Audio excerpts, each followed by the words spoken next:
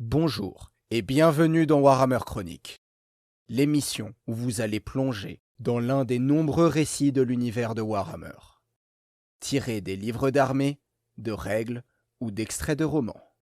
Toutefois, il n'est nullement indispensable de connaître Warhammer ou ses personnages. Vous n'avez qu'à vous laisser transporter par le récit qui vous est conté. Aujourd'hui, le récit épique de la confrontation entre une terrible armée d'orques et les armées humaines de l'Empire. Si vous aimez notre contenu, n'hésitez pas à partager la vidéo et à vous abonner à la chaîne. Et n'oubliez pas, dans le dangereux monde de Warhammer, le port d'un casque est fortement conseillé. Bon voyage.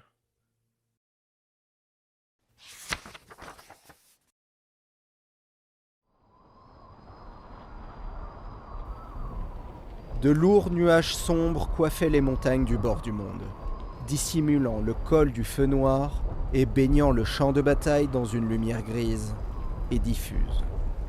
Les forces de l'Empire avaient réussi à débusquer la horde d'orques et à provoquer l'affrontement dans une gorge étroite où l'ancienne route naine descendait du col et atteignait les collines rocheuses. Si les orques n'étaient pas arrêtés ici, ils déferleraient sur les plaines de l'Empire. Kurt Helborg, bras droit de l'Empereur et Reichsmarschall de l'Empire, observait le champ de bataille du haut d'une butte. Son visage couturé de cicatrices exprimait une inquiétude immense. « Pouvez-vous le voir ?» demanda-t-il au maître de la guilde des ingénieurs qui scrutait le ciel orageux à l'aide de son télescope. « Il revient vers nous, mais son griffon vole d'une manière un peu inhabituelle. Je crains qu'il n'ait été blessé. » Les deux officiers supérieurs qui étaient restés en réserve au pied de la butte oublièrent momentanément la bataille pour observer avec appréhension ce petit point dans le ciel. Les chevaliers autour d'eux retenaient leur souffle, inquiets pour la vie de leur seigneur. Mais le fidèle griffon parvint à atteindre leur rang en dépit de ses graves blessures et fut accueilli par des cris de triomphe. Immédiatement, l'empereur fut entouré de ses hommes. Il s'assura tout d'abord que son griffon put immédiatement être amené à la capitale par l'un des chariots de ravitaillement, et n'accepta qu'ensuite une flasque de bière. Il enfourcha alors son destrier et l'éperonna pour s'approcher de Kurt Helborg et de l'ingénieur en haut de la butte. Tandis que Karl Franz mettait pied à terre, les deux vieux officiers s'enquirent de l'état du griffon. « Griffe mortel, est-il gravement touché, sire ?»« Il vivra. Et il volera de nouveau, j'en suis certain. » les rassura Karl Franz avant de remarquer la mimique amusée du Reichsmarschall qui venait de réaliser qu'il était couvert de sang vert. « Eh bien, que regardez-vous donc ?» demanda Karl Franz en souriant. « Je sais que les géants sont plutôt stupides, mais je vous assure qu'ils ont assez de cervelle pour qu'un homme puisse y baigner. » Tout du moins était-ce le cas de celui-là. « Bien, comment se déroule la bataille ?» Kurt Helborg retrouva son sérieux. « Une impasse, monseigneur. Les orques tentent de forcer le passage hors de la gorge, mais l'infanterie tient bon. Nous nous battons à 1 contre 5, mais ils ne peuvent pas faire jouer l'avantage du nombre dans la gorge. Qui plus est, ils sont tellement serrés qu'ils forment des cibles parfaites pour notre artillerie. Ne trouvez-vous pas leur attaque inhabituelle ? Nous n'avons vu jusqu'à présent qu'un grand nombre de gobelins et peu de guerriers orques. Seul ce géant représentait une réelle menace. Où sont leurs meilleures troupes ?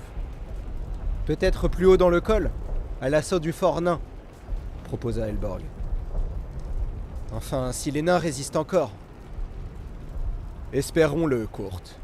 Mais veuillez avertir vos chevaliers que je risque de leur demander de combattre à pied, si la situation se dégrade. Le sol accidenté de la gorge n'est pas fait pour la cavalerie. Ils n'aiment pas combattre à pied, messire, mais ils ont tous juré de vous suivre jusqu'au Grand Nord si nécessaire. Commandez, et ils obéiront. Merci, Kurt, approuva l'empereur, avant de reporter son attention sur la bataille. À cette distance, la grande différence entre le style des combats des deux races était évidente. La ligne de front de l'Empire ressemblait à une digue d'acier qu'une immense marée verte tentait de submerger. Des milliers d'orques et de gobelins déferlaient du col en hurlant de féroces cris de guerre. De grandes bandes de sauvages guerriers se jetaient sur les rangs disciplinés de l'infanterie impériale. Les attaquants étaient accueillis par des salves d'arquebuses, de petits détachements déployés entre les unités principales de hallebardiers et de lanciers. Les détonations et l'impact des balles suffisaient parfois à disperser l'ennemi, surtout les gobelins peureux. Les orques étaient plus difficiles à stopper et arrivaient souvent au contact. Les hommes devaient alors affronter des guerriers qui comptaient parmi les meilleurs du vieux monde. Seul à seul, un soldat humain n'avait aucune chance contre un orque. Ces monstres étaient lents, mais pouvaient continuer à se battre même avec une lance en travers du corps. Une fois de plus, les tactiques des hommes compensaient leur relative faiblesse individuelle. Les rangs serrés de lanciers et d'épéistes encaissaient les charges et résistaient assez longtemps pour que le détachement de hallebardiers frappe les orques sur le flanc pour les mettre en déroute. L'artillerie impériale dominait le champ de bataille. Ses canons détruisaient les catapultes rudimentaires des orques avec précision, tandis que les mortiers et les redoutables canons à répétition de l'école d'ingénieurs fauchaient des régiments entiers. Ici et là, une langue de feu ou un éclair aveuglant frappait l'ennemi, indiquant qu'un sorcier avait gagné son duel contre les chamans peau verte, dont la magie capricieuse pouvait s'avérer aussi dangereuse pour leurs congénères que pour les troupes de l'Empire. Jusqu'à présent, la bataille restait indécise. Les soldats de l'Empire avaient repoussé de nombreuses charges, mais le nombre de peaux vertes semblait infini, tandis qu'assaut après assaut, celui des humains s'amenuisait. L'Empire disposait de réserves, mais elles étaient principalement composées de miliciens mobilisés à la hâte. Les arbalétriers mercenaires ne pouvaient rivaliser avec les arquebusiers, et les combattants de franche compagnie n'avaient pas la discipline de troupes régulières parfaitement entraînées. L'artillerie finirait aussi par manquer de munitions, si bien que le seul espoir des impériaux était de briser le moral des orques. Ce même instinct primitif qui rendait les armées orques si dévastatrices pouvait aussi causer leur effondrement face à une résistance assez forte. La bataille continua pendant des heures, et les orques attaquaient toujours avec férocité. Les soldats de l'Empire étaient exténués, mais tenaient grâce à leur discipline de fer. Ils savaient aussi qu'ils se battaient pour sauver la vie de leur famille, et que l'empereur était là avec eux. Alors ils continuaient à se défendre avec acharnement. Même lorsque des régiments entiers étaient submergés par la Horde verte, les hommes de l'Empire tenaient bon et résistaient. Leur détermination commençait à porter ses fruits, car les charges ennemies perdirent un peu de leur énergie. Les brutes sauvages semblaient un peu moins confiantes à présent qu'elles devaient escalader des piles de cadavres verts qui encombraient la gorge pour continuer à attaquer. Depuis sa position surélevée au sommet de la butte, l'empereur remarqua que l'attaque ennemie se faisait moins intense. C'était peut-être le moment de demander à sa garde personnelle de mettre pied à terre et de le suivre au cœur de la mêlée pour asséner le coup de grâce aux orques. Il en étudiait la possibilité lorsque survint quelque chose de terrible. Une grande clameur retentit au nord-est où de nouveaux ennemis firent leur apparition à la lisière d'un bois proche du flanc gauche de l'Empire. D'énormes orques montés sur de brutaux sangliers de guerre quittaient le couvert des arbres pour charger vers l'artillerie paniquée. Pire, les chevaucheurs de sangliers avaient à leur tête l'orque le plus énorme que l'empereur avait jamais vu. C'était un véritable monstre de près de 3 mètres de haut, aussi massif que la bête féroce qui le portait. Incarnation même de l'esprit sanguinaire de sa race, il faisait tournoyer une énorme hache de bataille au-dessus de sa tête et hurler un cri de guerre en menant la charge de ses guerriers. C'était sûrement le chef de guerre responsable de la création de la Wai, comme disent les orques, une terrible menace pesant sur les royaumes des humains et des nains du vieux monde. La cavalerie orque piétina les artilleurs et enfonça le flanc gauche de la ligne de front de l'Empire. Des régiments entiers furent pris au dépourvu et massacrés, tandis que quelques unités prenaient la fuite et que la panique se répandait. Rien ne semblait pouvoir arrêter le chef orque. Dans le même temps, Les bandes de gobelins qui se trouvaient sur la route face aux lignes impériales furent écartées par de nouvelles troupes qui chargèrent aussitôt après la cavalerie. Les gobelins qui ne furent pas assez rapides pour s'écarter furent impitoyablement piétinés par les nouveaux arrivants. C'était l'élite des guerriers orques, des coriaces vétérans couverts de cicatrices, plus grands et plus forts que les autres. Non loin de là, de petits groupes de trolls monstrueux étaient poussés vers les hommes et un autre géant fit son apparition pour participer au massacre.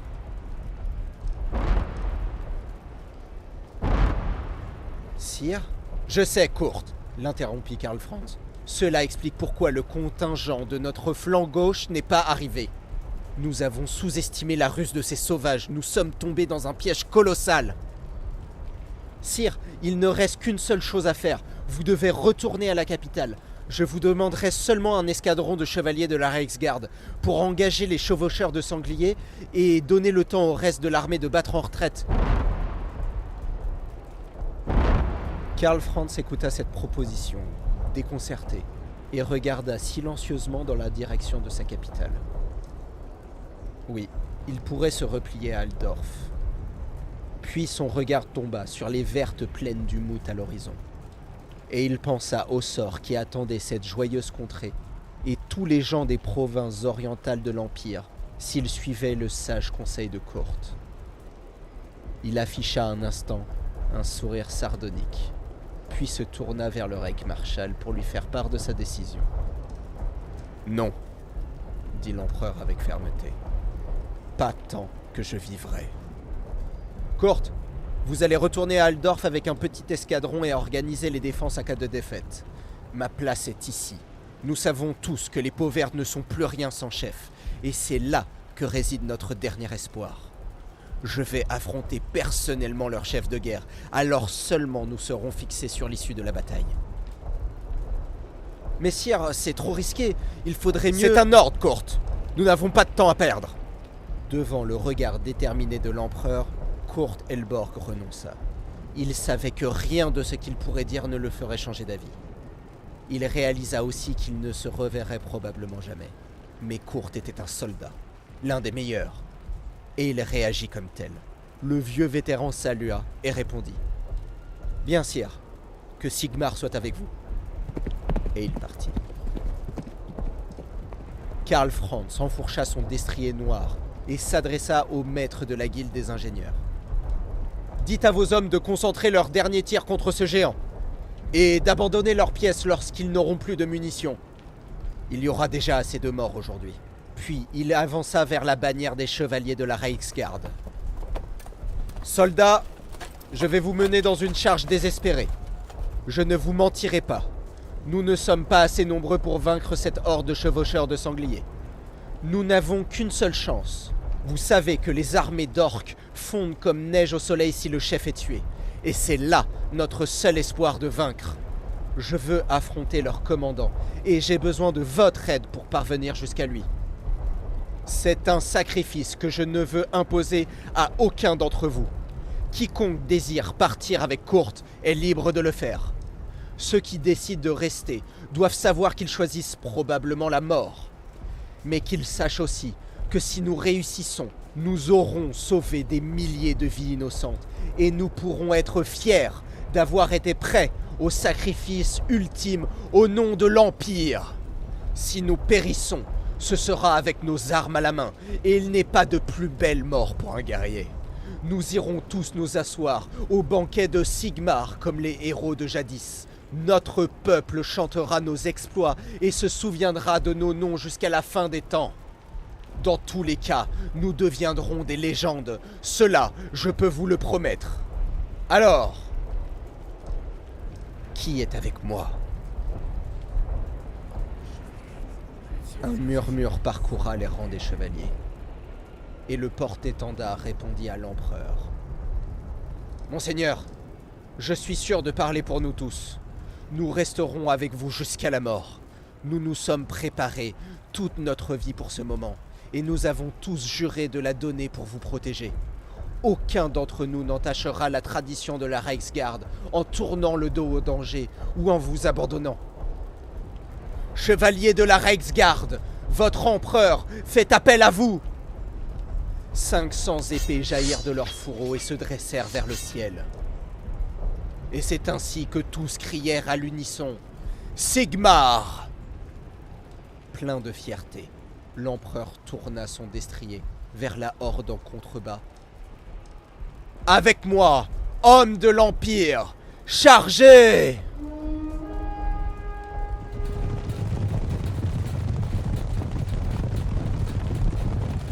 Les lignes impériales étaient disloquées, et seul le flanc droit tenait encore un peu près en place.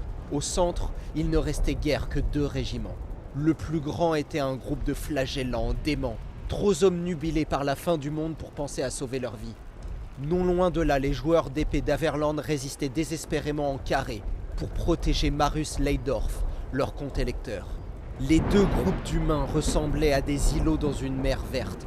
Soudain, les chevaucheurs de sangliers furent sur eux. Le chef de guerre orc fit charger sa monture géante, droit sur les hommes en armure lourde, et se fraya un passage vers le comte.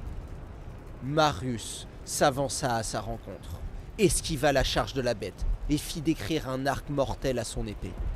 Le massif sanglier fut éventré par la lame magique, et son cavalier tomba au sol. Les orques hésitèrent un instant. Mais le chef de guerre se remit immédiatement debout pour sauter sur le comte électeur. Le duel fut terminé en quelques secondes. La créature para la lame de son adversaire avec sa hache et laissa le comte le poignarder avec sa longue dague qu'il maniait de l'autre main. La lame perça le cuir et les muscles de l'orque qui parut malgré tout ne pas sentir la blessure et saisit le comte par le cou de la main gauche. Le grognement étranglé de l'homme fut rapidement interrompu par un horrible bruit de vertèbres broyées, et le corps de Marus Leydorf retomba sans vie.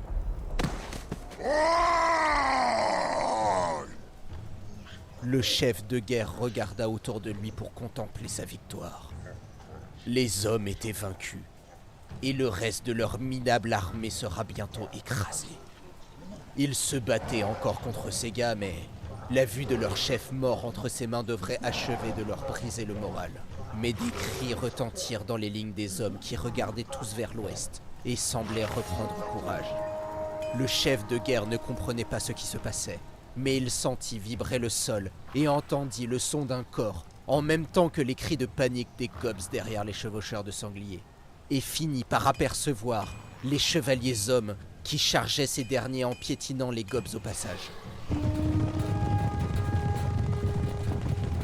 Au début, la cavalerie de Zom semblait gagner. Leur charge s'enfonça profondément dans le régiment des chevaucheurs de sangliers, et de dizaines des féroces guerriers tombèrent. Mais les orques étaient trop nombreux, et les hommes perdirent l'élan de leur charge, leurs lances brisées, leurs destriers épuisés et blessés, et ils se rallièrent autour de leur bannière. Alors l'orque remarqua leur chef, et comprit que celui qu'il venait de tuer n'était pas véritablement le chef Zom. Et il reconnut ensuite son arme, Brise-Crâne. Les chamans disaient que ce marteau était le fléau de sa race depuis l'aube des temps. Si le chef Zom avait le marteau, c'est qu'il devait être le chef de tous les hommes, celui qu'ils appelaient Âpreur. L'orque fut plein de fierté car il allait tuer l'empereur et prendre son marteau. Tous les soldats Zom se rentraient et encore plus d'orques viendraient dans sa Wa. Et ensuite, il pourrait massacrer les nabots barbus. Et il deviendrait le plus grand chef de guerre qui marche sous le ciel du dieu Gork et du dieu Mork. L'empereur Zom l'avait repéré aussi et se dirigea vers lui en se frayant un chemin à travers les chevaucheurs de sangliers. Le big boss orc était impatient d'en découdre et ordonna à sa garde de retenir les autres chevaliers, mais de laisser le grand Zom avec le marteau venir à lui. Ses gardes, qui avaient presque terminé de craser les derniers joueurs d'épée, grognèrent affirmativement et chargèrent.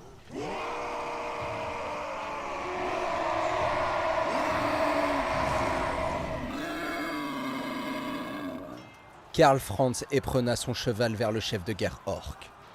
Il ne sentait plus son bras tant il avait abattu de chevaucheurs de sangliers à coups de marteau. Et voici qu'une nouvelle bande se dirigeait encore vers lui, et sa Reichsgarde. Cela était impressionnant. encore plus grands que des chevaucheurs de sangliers ordinaires, avec de meilleures armes et armures. Et ils étaient plus nombreux que les chevaliers survivants. La situation était grave. Qu'importe, ils allaient leur faire chèrement payer sa vie. « Pour Sigmar et l'Empire !» cria-t-il en fermant sa visière pour charger les orques. Les chevaliers et la garde du chef orc se rencontrèrent dans un grand fracas métallique.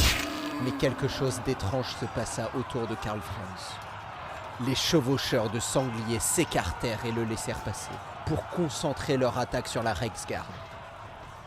L'empereur arrêta son cheval et s'apprêtait à se retourner, lorsqu'il vit le chef de guerre droit devant lui, qui l'attendait au-dessus du corps de Marus Leitdorf. Le monstre leva sa hache dans un geste de défi qui lui était clairement destiné. L'empereur comprit, galopa vers le chef de guerre et mit pied à terre. Se préparant pour la confrontation finale. Les deux adversaires se jaugèrent mutuellement pendant quelques secondes, et la bataille sembla s'arrêter. Un silence irréel tomba sur le champ de bataille, tandis que tous les yeux se tournaient vers les deux champions. Tous, hommes, orques, savaient que l'issue de la bataille dépendait de cet instant. Tous deux étaient de fantastiques combattants, représentant chacun le summum du talent guerrier de leur race. L'empereur était de grande taille, bien bâti et revêtu de son armure noire. Il avait retiré son aume, conscient de l'importance du regard en combat singulier. Le sceau d'argent brillait comme une étoile sur sa poitrine, et les runes de Galmaraz, le grand marteau de Sigmar, émettaient une lueur ardente.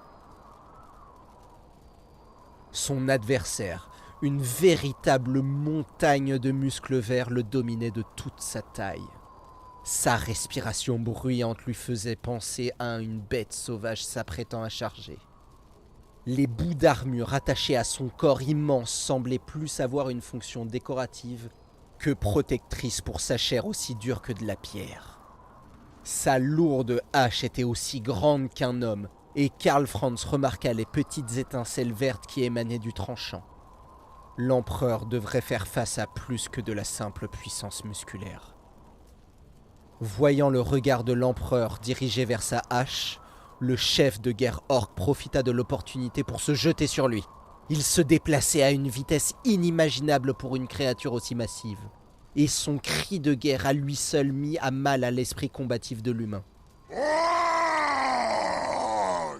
Les instincts développés par des années d'entraînement dans les meilleures écoles d'escrime et l'expérience gagnée sur des dizaines de champs de bataille sauvèrent l'empereur. Il leva son bouclier juste à temps pour intercepter la hache qui visait son cou. L'impact fut terrible. La hache trancha le bouclier décoré de l'emblème impérial, mais fut bloqué par son armure. Le sceau d'argent contrant les énergies qui auraient autrement permis à la terrible hache de lui amputer le bras. Karl Franz ignora la douleur et riposta avec Galmaraz. Le marteau frappa l'orque à l'épaule, provoquant un terrible hurlement de douleur. Cela donna à l'empereur le temps de se remettre et de garder ses distances avec son adversaire. Il ne voulait pas que l'orque puisse s'approcher de trop près, car si ce monstre parvenait à le saisir, c'en serait fini de lui. La blessure sembla éliminer toute trace de pensée rationnelle dans l'esprit de l'orque. Ses instincts les plus basiques reprirent le dessus et il chargea avec encore plus de frénésie. Les séries de coups qui suivirent furent parés, esquivés et renvoyés par les deux adversaires au cours des passes d'armes, parfois trop rapides pour que les troupes se trouvant autour puissent les suivre clairement. Il devint évident que Karl Franz n'avait pas l'avantage. Son corps était engourdi là où certains coups l'avaient atteint, et il sentait son propre sang couler dans les jambières de son armure. Ses forces l'abandonnaient, tandis que son monstrueux adversaire continuait à attaquer sans relâche.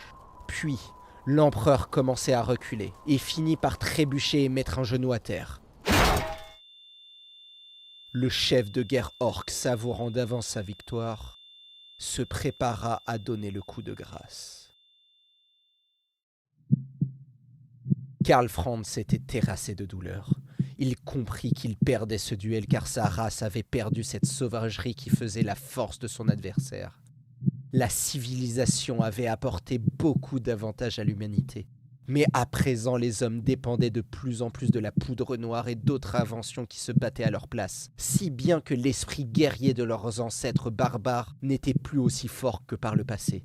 Si seulement ils pouvaient avoir la force du Saint Sigmar de jadis, qui vainquit exactement le même ennemi, très précisément dans cette même passe, il y avait des millénaires de cela. Si seulement il pouvait retrouver cet esprit guerrier pour sauver ses sujets et protéger son royaume. Sa prière silencieuse était sincère et fut entendue.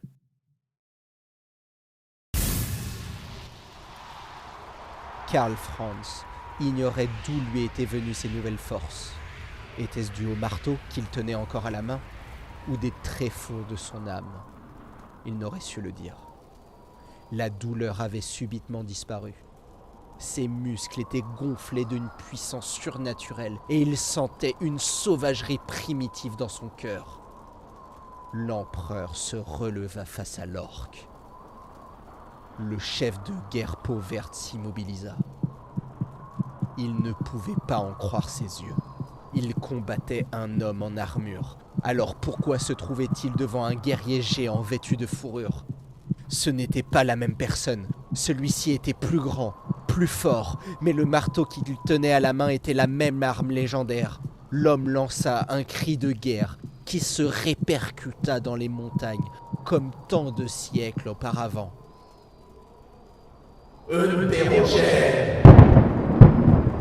En entendant ce nom, les instincts du chef de guerre orc furent submergés par des souvenirs, inscrits dans la mémoire collective de sa race. Des souvenirs de guerriers barbares qui triomphaient des orques dans la guerre pour la domination des plaines fertiles et qui les repoussaient dans les désolations d'au-delà les montagnes. En ce temps-là, les hommes étaient menés par ce même champion, celui qui avait arraché cette terre aux peaux vertes. Si le chef de guerre avait pu connaître une telle émotion, c'est alors qu'il aurait pu sentir la peur. Au lieu de cela, il eut plutôt une hésitation, une seconde d'hésitation, qui allait lui coûter cher. Galmaraz, fendeur de crâne, frappa le front de l'orc dans un bruit de tonnerre. Le géant vert tomba tandis que la vie s'écoulait rapidement de son crâne brisé. Il regarda à travers son propre sang l'ennemi qu'il avait vaincu. C'était à nouveau l'homme blessé, en armure noire, pas le guerrier barbare à l'allure divine. L'orc ne comprenait pas quel pouvoir l'avait vaincu et leva une main dans une dernière tentative d'attaque. Mais ses forces l'abandonnaient et son bras retomba. Puis il ne vit plus rien. La bataille était terminée. Devant la défaite de leur chef de guerre, les orques se dispersèrent et s'enfuirent jusqu'à leur sinistre territoire. Les hommes, trop fatigués pour les poursuivre, s'occupèrent de leurs blessés, en commençant par leur glorieux empereur. Depuis ce jour, le nom de Karl Franz est prononcé dans l'Empire avec encore plus de fierté, car tous ont entendu le récit de ce duel. Et même si, dans les années qui suivirent, l'histoire de la bataille fut embellie et exagérée, nul ne doute que ce jour-là, Sigmar en personne combattit aux côtés de ses guerriers.